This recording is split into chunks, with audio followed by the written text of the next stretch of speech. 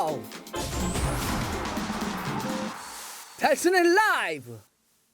A매치 후유증이 좀 이어지고 있습니다. 이게 국가대표 경기 끝나게 되면 클럽으로 돌아가서 뭐 부상이라든지 피로도를 호소하는 거를 이제 뭐 A매치 후유증 아니면 피파 바이러스 이렇게 표현을 하게 되는데, 이번엔 폴란드의 레반도프스키가 좀 쓰러졌습니다.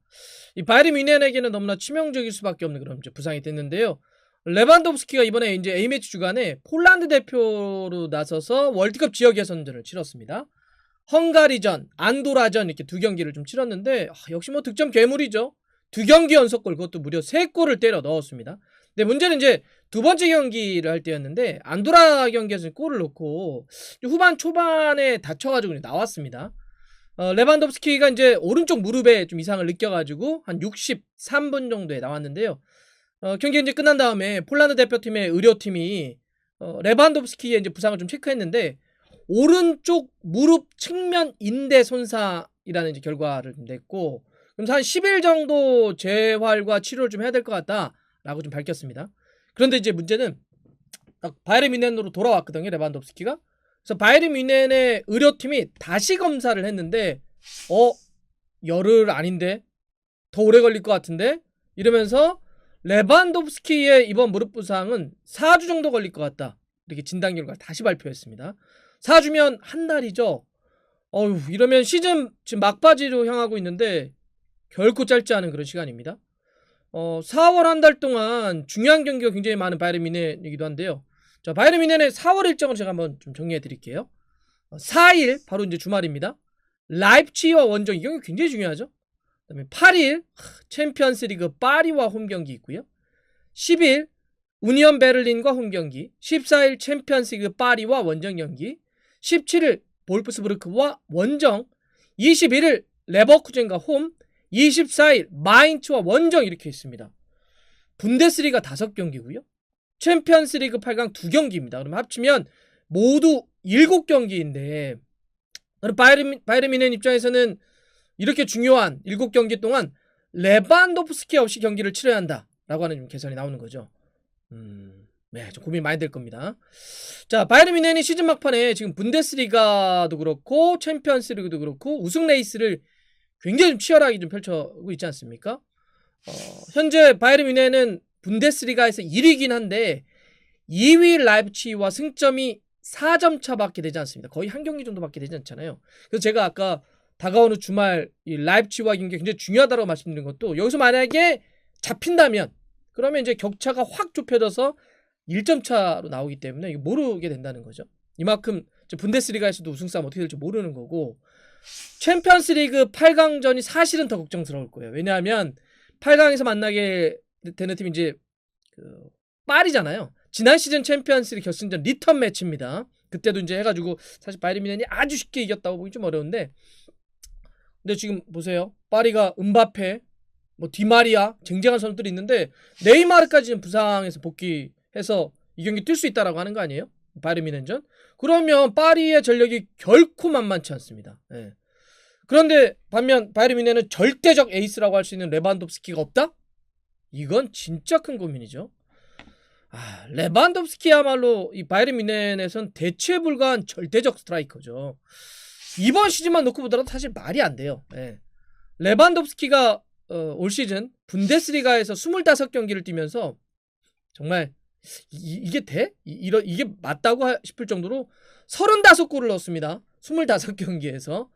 2위 도르트문트의 엘링 홀란드와의 격차가 득점 랭킹 무려 14골입니다. 이게 1, 2위 격차가 14골이라고 하는 게 말이 안 되잖아요. 이게 진짜 이상한 건 레반도프스키는 나이를 먹을수록 더 잘하고 있다는 거죠. 지난 시즌 분데스리가에서만 레반도프스키가 34골을 때려 넣었는데 이게 자신의 프로 커리어 한 시즌 리그 최다골 하위 기록이었습니다. 네. 근데 올 시즌엔 리그가 아직 끝나지는 않았는데 이미 그 기록을 넘어서 또 한 번의 커리어 하위 신기록을 세운 거죠. 35골. 근데 레반도프스키가 88년생입니다. 만으로 32살인데 아니 어떻게, 원래는 이제 물론 요새 몸 관리 잘하니까 한다고 하더라도 그래도 30 좀 넘고 들어가면 이제 관리하고 약간씩 좀 꺾이거나 좀 유지가 돼야 되는데 오히려 더 올라가니까 레반도프스키는 참으로 대단한 선수입니다. 이게 사실 몸 관리는 유명하죠. 뭐 아내의 어떤 그 도움도 많이 받고 그래서 스스로도 굉장히 프로식이 강한 선수기도 하고 또 뭐 사실 그동안 부상도 그렇게 많지 않았는데 이번에 좀 부상을 당한 겁니다. 사실 이번 부상만 아니었다고 한다면 레반도프스키가 분데스리가 그동안 이 전체 역사에서 1971, 72 시즌 득점 기회죠. 게라트 밀러가 그 세웠던 한 시즌 분데스리가 최다골 기록 40골. 사실 이거 넘는 것도 시간 문제라고 했어요. 예. 뭐 지금 35골이고 남은 경기들 놓고 봤을 때는 야 이걸 넘어가지고 근데 분데스리가 전체 역사에서 새로운 그야말로 역사가 되는구나. 이제 이런 이야기를 들었는데 이번에 좀 부상을 당한 겁니다. 자, 올 시즌 챔피언스리그 5골 포함해서 모든 대회에서도 정말 놀랍습니다. 레반도프스키는 득점 레이스가. 자, 레반도프스키가 올 시즌 모든 대회에서 36경기 뛰면서 42골을 넣었습니다. 일단 경기당 하나 이상의 골은 계속 넣고 있다는 거죠. 일단 돈 빼고도 그렇다는 겁니다. 유럽 5대 리그에서 레반도프스키보다 더 많은 골을 넣은 선수는 없습니다. 정말 경기당 한 골이 넘는 무지막지한 그런 파기를 볼 수 있겠는데 이미 사실 레반도프스키는 지난 시즌만 하더라도 챔피언스리그 득점왕, 최다 어시스트 이 두 개를 다 싹쓸이했죠. 네. 최다 어시스트 부분은 이제 그 파리의 디마리아와 공동이기도 했었는데 자, 이 같은 레반도프스키 없이 4월 한 달을 싸워야 된다?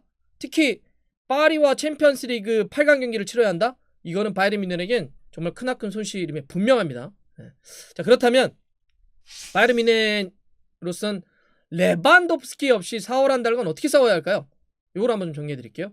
크게 보면 레반도프스키 없이 싸워야 되는 방법은 3가지가 있을 것 같습니다. 첫 번째는 그냥 포지션만 딱 놓고 보자면 장신 공격수인 추포모팅이 레반도프스키의 자리를 대체하는 방안이 있습니다. 사실 뭐 최전방 스트라이커라고 하는 포지션만 놓고 보자면 추포모팅이 그 대안이 좀 될 수 있죠. 하지만 어때요? 많은 분들이 아마 제가 추포모팅 얘기했을 때마다 이건 아니지라고 하셨을 것 같아요. 다들 아시는 것처럼 너무 약하죠. 추포모팅은 뭐 그동안도 그랬고 로테이션의 뭐 백업 정도 자원이지 이게 뭐 주력으로 바로 쓸 수 있는 카드는 아닌 것 같아요. 올 시즌 분데스리가에서도 추포모팅은 선발로는 4경기, 교체로 12경기를 뛰면서 골은 한 골밖에 없습니다. 챔피언스리그에서도 뭐 선발로 나온 적은 있지만 주로 로테이션 멤버라고 보겠죠. 뭐 이제 뭐 확정됐다든지 이럴 때 로테이션 멤버로 활약하면서 라초전 골이 있긴 있었는데 2골을 넣었습니다. 그렇다고 하더라도 좀 약합니다. 그래서 파리와의 경기라든지 뭐 분데스리가에서도 강팀하고 상대할 때 선발로 뛰게 한다? 이 정도는 아닌 것 같아요. 그래서 4월 한 달 동안 리그에서 약간 약팀하고 상대할 때 로테이션 정도로 아니면 뭐 후반 조커 정도로 뛰지 않을까 좀 생각되어지고요. 두 번째 방법은 람도이터. 많은 분들이 이제 아실 텐데요. 이 람도이터라 불리는 토마스 밀러의 가짜 9번 롤을 주는 겁니다.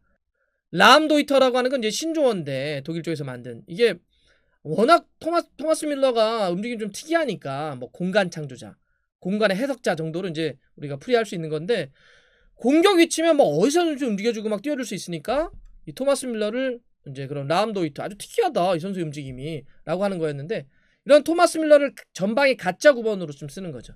근데 예전에 막 골 넣고 막 이럴 때 좋을 때도 있었는데 좀 약해졌어요. 그래서 파괴력이 좀 크지 않아요. 토마스 밀러를 최전방에 갖다 놨을 때. 또 이럴 경우는 토마스 밀러의 아래쪽에 18살의 자말 무시알라를 또 이제 뒤에 받쳐서 뛰게 해줘야 되는데 이 두 선수가 이렇게 나오게 될 경우는 좀 상대가 세거나 큰 경기에서는 위력을 얼마나 발휘하실지는 좀 모르겠습니다. 그래서 이것도 쓸 수는 있겠지만 조금 이제 뒤로 한번 좀 빼놔보고요. 세 번째, 저는 이제 이 방법이 레반도프스키 없는 가운데 바이에른 뮌헨이 대체 플랜으로 쓴다면 가장 첫 번째 대체 A 플랜이 되지 않을까 좀 생각을 해봅니다. 바로 그나브리를 펄스 나인으로 활용하는 방안입니다. 자, 그나브리 같은 경우는 브레멘 시절에도 뭐 종종 이 역할을 소화하기도 했었고요. 현재 독일 대표팀에서도 베르너가 조금 주춤하고 있는데 베르너 대신해서 이 롤을 처리해주고 있는 선수가 바로 그나브리 선수입니다. 최전방 펄스 나인 같은 움직임을 속도도 있죠. 결정력 있죠. 또 큰 폭으로 좌우로 흔들어줄 수 있는 그나브리이기 때문에 현재로선 바이에른 뮌헨이 레반도프스키를 대체해서 전방으로 활용할 수 있는 최적의 카드가 아닐까 좀 생각을 해봅니다. 그나브리를 최전방에 세운다고 한다면 이선의 코망, 뭐 사네, 토마스 밀러를 표준시켜가지고 스위칭을 포함해서 상대를 흔드는 전술을 좀 쓸 수 있을 것 같습니다. 자, 여하튼 바이에른 뮌헨의 시즌 막판 우승 전선에 가장 큰 변수가 생긴 건 분명합니다. 뭐 근데 물은 엎질러졌죠. 뭐 주소 담을 수는 없습니다. 갑자기 레반도프스키를 뛰게 할 수 없다는 거죠. 이제 어떻게 레반도프스키 없는 그 빈자리를 대체하느냐, 이것만 좀 남은 건데요. 한지 플릭 감독의 위기 관리 능력을 진짜로 실험할 수 있는 아주 중요한 순간이 온 것 같아요. 자, 어떻게 할까요? 그나브리 펄스 나인, 토마스 뮬러의 가짜 9번, 슈퍼모팅 로테이션, 선택을 해야 되겠죠.